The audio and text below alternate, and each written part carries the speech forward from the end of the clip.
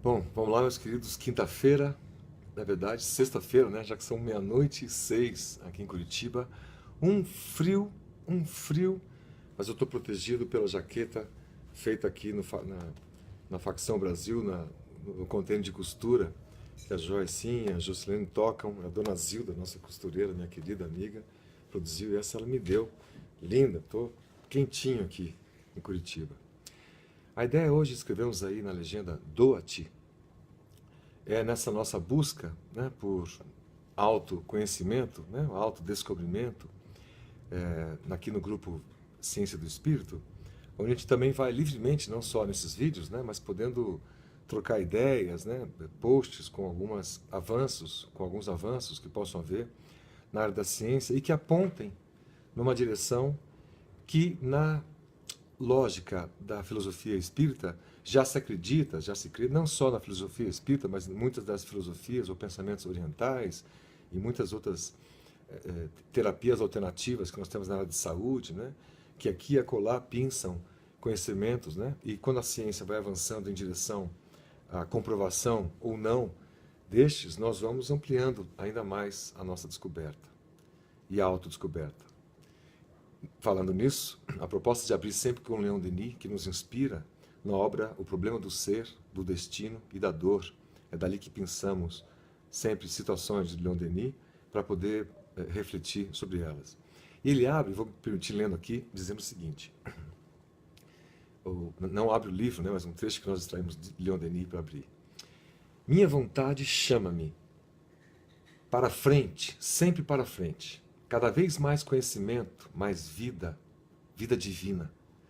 E com ela conquistaria a plenitude da existência.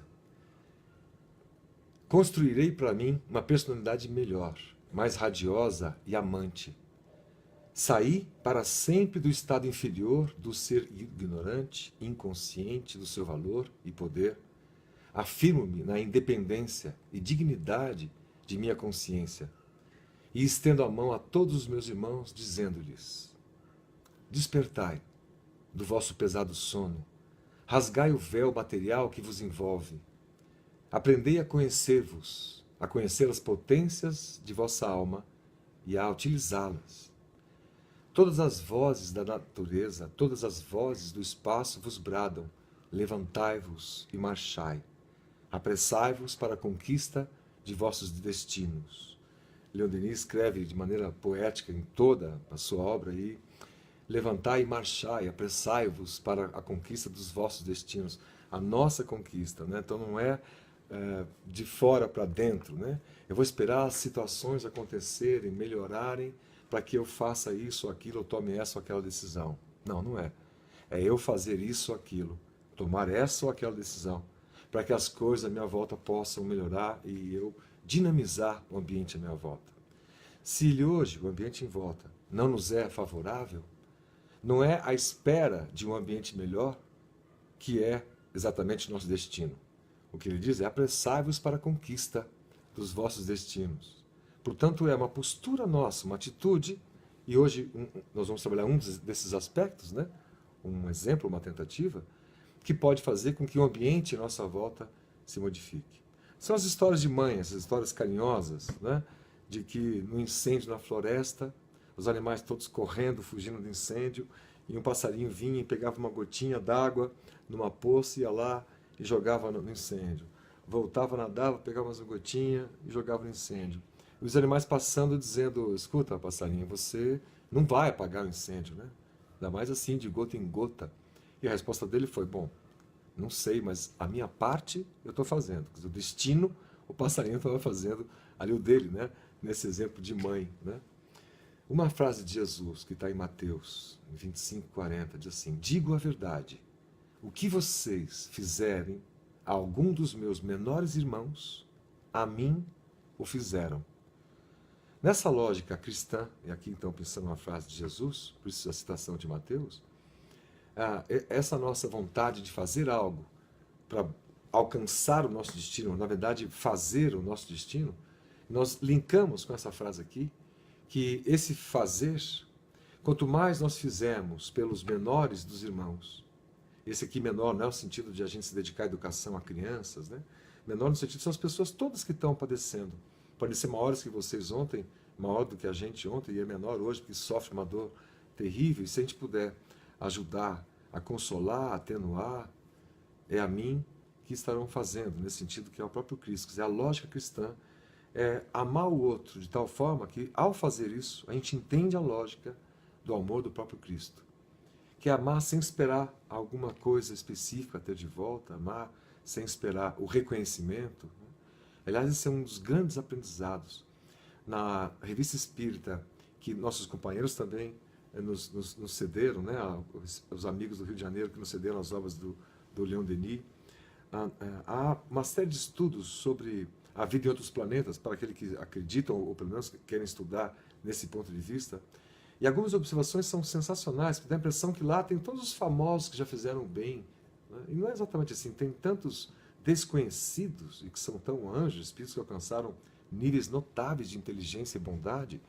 Desconhecidos por quê? Porque por diversas missões, vidas ou reencarnações, eles nasceram para cuidar de um filho muito doente, com uma dependência física muito grande, que de repente, por toda uma vida, requer daquela mãe, ou às vezes é a avó a quem o netinho acabou sendo acolhido, e toda uma vida de dedicação e de alma, esses espíritos dizendo, essas almas que muito se dedicaram ao outro, ao menor dos irmãos, ou alguém que mais padece, conquistam, alcançam níveis que são maravilhosos, que os permitem, né, viver em outros planetas cuja, né, psicosfera é muito mais sutil, cuja essência é de um outro teor, que só os que alcançam o nível moral, intelectual, de amor, de dedicação de si mesmo para o cosmos, para o outro, né, é que merece estar lá. Merece no sentido físico, né? A vibração é de tal maneira que é compatível com a vibração daquele planeta. A nossa vibração é compatível com a vibração que o nosso planeta tem. O agito, a ansiedade, a poluição, a bondade, os feitos, a tecnologia, a pobreza, né? Todos esses aspectos representam um pouco da nossa própria confusão, do nosso próprio potencial de seguir em frente, né? Para não ficar somente salientando aspectos negativos do nosso ser. Uma outra frase de Jesus. Quem tiver 2 túnicas, dê uma a quem não tem. E quem tiver comida, faça o mesmo. Ponto. Aliás, essa frase é de João o Batista, e está em Lucas, que é a base moral, exemplificada do ponto de vista mais prático possível. E aqui até permite interpretações, porque não é só quem tiver 2 túnicas. Né?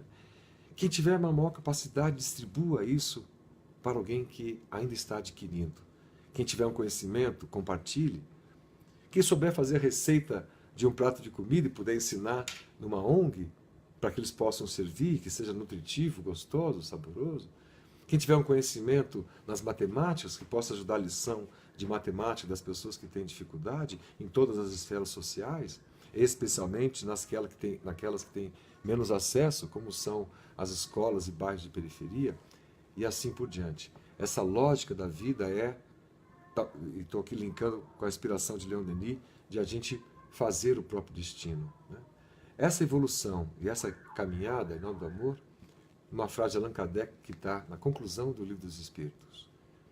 Quando, porém, conseguir que o progresso intelectual lhe pode proporcionar, verificará que não está completa a sua felicidade.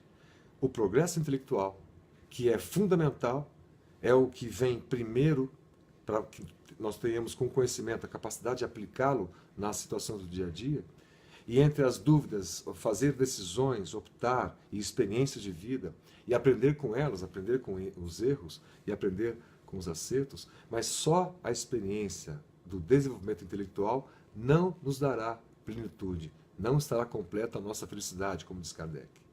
Ele acrescenta, reconhecerá ser esta impossível sem a segurança nas relações sociais. Segurança que somente no progresso moral lhes será dado achar. Portanto, a inteligência posta em prova é quando nós convivemos uns com os outros. Nos nossos desacertos, nas nossas divergências, é aí que nós então engendramos com a nossa inteligência capacidade da inteligência de perceber o outro e ver que naquele dia ele não está bem, então eu não vou cutucar hoje aqui, né, aquela pessoa.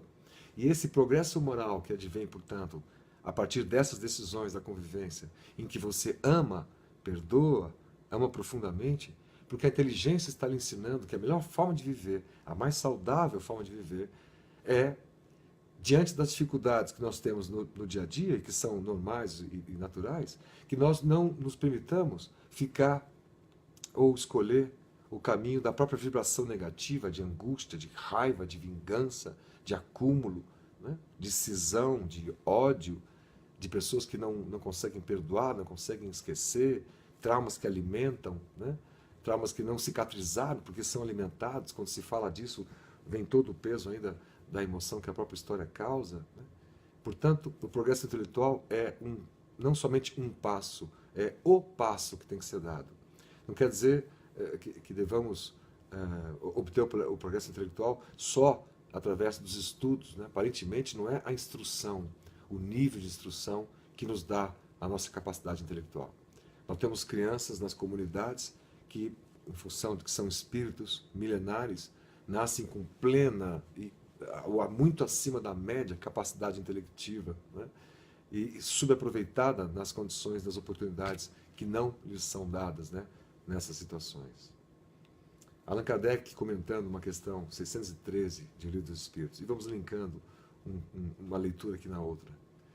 A sobrevivência do espírito, a conservação de sua individualidade após a morte, sua faculdade de progredir, seu estado feliz ou infeliz, proporcional ao seu adiantamento na senda do bem, e todas as verdades morais que são a consequência desse princípio. O princípio de acreditarmos que nós existimos, sobreexistimos após a morte. Então a vida continua. E não no sentido de que magicamente tudo muda depois disso. Aparece um outro cenário, como se fosse uma outra peça, uma cena de um filme, e nós estamos no mundo espiritual e é tudo diferente. O que vai ser? Ou eu estou no umbral, ou eu estou no sei. Nós somos aquilo que vibramos. Essa frase pode ser divulgada, mas uma outra base com identificação da doutrina espírita é exatamente a vida que a gente vai ter no mundo espiritual tem muita similaridade com a vida que a gente tem aqui. Então, da vida a gente leva para lá, a vida que a gente leva aqui. Não há um passo de mágica que mude, né? Certamente que a própria situação de reconhecer-se consciente, mas não mais na estrutura física, no corpo físico, né, lhe dá, né, choques de emoção suficientes para que possa avançar, refletir e as coisas caminhem, né? Mas não há uma mudança. A pessoa, depois que desencarna, não muda, também não some. Ela é a pessoa que continua caminhando, agora com a chance de enxergar o todo, né? E poder olhar para trás e perceber que em diversas situações nós podíamos ter tomado essa atitude de montar esse destino, como Leon Denis propôs. De buscarmos o conhecimento, a inteligência, para saber o que fazer. E com ela, usar de forma equilibrada para fazer avançar moralmente, convivendo com as pessoas.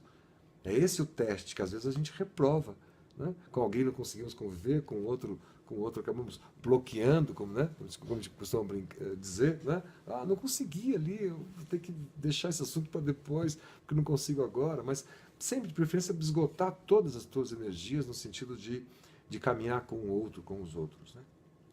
O verdadeiro homem de bem é aquele que pratica a lei de justiça, de amor e de caridade na sua maior pureza. Ele interroga sua consciência sobre os atos realizados. Ele se pergunta se não violou essa lei, se não fez o mal, se fez todo o bem que podia, se ninguém tem nada a se lamentar dele. Enfim, se ele fez a outrem tudo aquilo que queria que os outros lhe fizessem. Allan Kardec definindo o verdadeiro homem, o ser humano, né, do bem. Joana de Ângeles diz: produze a tua quota, mesmo que ela seja a humilde cooperação da gentileza, da paciência, do tijolo modesto ou da colher de cimento da boa vontade, fazendo a tua parte. A história materna lá do passarinho apagando o incêndio, né? A cooperação da gentileza, mesmo que seja humilde cota, não é o reconhecimento que a gente busca. Embora num trabalho social a gente tenha que divulgar, para poder captar, para poder continuar o trabalho social, não é o reconhecimento que deve ser genuinamente buscado. É o saber que na intimidade com algumas pessoas que precisam, conversando, acarinhando, vendo que elas podem estar se melhorando a partir de dicas que a gente possa dar ou conviver. Essa seria a melhor sensação, a gente se sentir útil porque enxugou uma lágrima. Acho que isso não tem, né, alguma coisa que possa equivaler a isso em emoção na vida. Frase de Emmanuel: aprende a participar da luta coletiva. Sai, cada dia, de ti mesmo e busca sentir a dor do vizinho, a necessidade do próximo, as angústias do teu irmão e ajuda quanto possas. Em qualquer parte do universo, somos usufrutuários do esforço e do sacrifício de milhões de existências. De milhões de existências. Nós vestimos uma roupa que foi o sacrifício de muita gente em produzir todas as peças que uso. Eu tenho conexão imediata com muitas pessoas que nos ajudam, convivem conosco, as pessoas que nos ouvem, que nos assistem. Então, aprenda a participar dessa luta coletiva, a entender as necessidades do próximo, as angústias do seu irmão. Joana de Ângeles: o homem, ignorando sua realidade imortal, busca a qualquer custo a conquista dos patamares do poder, da glória, do prazer imediato, criando para a consecução dos seus objetivos abismos de sombra do sentimento.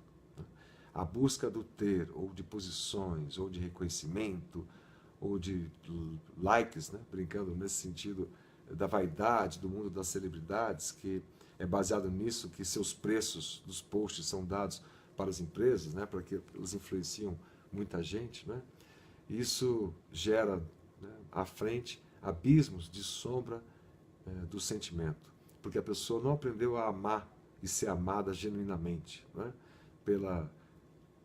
por quem a gente é por dentro, no sentido de com quem a gente é conversando, com quem a gente é se doando, muito mais do que a estrutura física, ou de uma glória financeira. A vida, portanto, é muito mais do que isso. Eu acho que ele ficando já com o tempo que está, eu nem consegui medir direito, nós vamos entendendo para ir fechando o raciocínio. No Evangelho segundo o Espiritismo, capítulo 11, Lei do Amor, acho que aí tem 8 até, se não me engano. No início temos instintos, mais avançados e corrompidos temos sensações, mais instruídos e depurados temos sentimentos. E o amor é o sentimento por excelência. Esta frase resume todo o processo evolutivo. No início, temos instintos, que é o que reina nos animais. Uma espécie, muito entre aspas aqui, de inteligência rudimentar, e que, segundo os espíritos, é muitas vezes, quase todas as vezes, o guia seguro, se nós soubermos também domá-lo ou como aplicá-lo. Mais avançados e corrompidos, caminhamos na história, começamos a nossa história evolutiva, os agrupamentos humanos, nossas reencarnações, aprendizados, experiências, avançamos e nos corrompemos, temos sensações, o prazer, o desejo, a satisfação da fome, que pode puxar gula. Quando o nhoque é muito gostoso, por que não comer 2 pratos? Quando a esfirra da Dona Inês que ela faz aqui para mim é muito gostosa, por que não comer 10? Se é tão boa assim. Essa lógica das sensações. Mais instruídos, olha a inteligência fazendo o seu papel, e depurados, olha a moral fazendo o seu papel, temos sentimentos, que é esta lógica que o amor é o sentimento por excelência, e nós podemos elencar todos os seus filhos. Por falar em amor, ainda que eu falasse a língua dos homens e dos anjos e não tivesse amor, seria como metal que soa ou como símbolo que retine. E ainda que tivesse o dom da profecia e conhecesse todos os mistérios e toda a ciência, e ainda que tivesse toda a fé, de maneira que tal transportasse os montes e não tivesse amor, nada seria. E ainda que distribuísse todos os meus bens para o sustento dos pobres, ainda que eu entregasse meu corpo para ser queimado e não tivesse amor, nada disso me aproveitaria. O amor é sofredor, é benigno, não é invejoso. O amor não se vangloria, não se ensoberbece, não se porta inconvenientemente, não busca os seus próprios interesses, não se irrita, não suspeita mal, não se regozija com a injustiça, mas sim com a verdade. Tudo sofre, tudo crê, tudo espera, tudo suporta. Oi? Isso é hora de chegar? Tudo sofre, tudo crê, tudo espera, tudo suporta. Maravilhoso isso, né? Então a caminhada para montar o destino, segundo Leon Denis, é isso, como começamos, para frente, sempre para frente, cada vez mais conhecimento, mais vida, vida divina.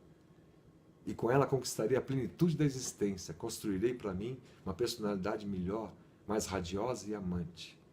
Saí para sempre do estado inferior do ser ignorante, inconsciente, de seu valor e poder. Afirmo-me na independência e dignidade de minha consciência e estendo a mão a todos os meus irmãos, dizendo-lhes, para fechar, despertai de vosso pesado sono, rasgai o véu material que vos envolve, aprendei a reconhecer-nos, a conhecer as potências da vossa alma e a utilizá-las. Todas as vozes da natureza, todas as vozes do espaço vos bradam, levantai-vos e marchai, apressai-vos para a conquista de vossos destinos. Então, que apressemos para a conquista dos nossos destinos. Muita paz a todos. Boa semana. Tchau, tchau. Até logo.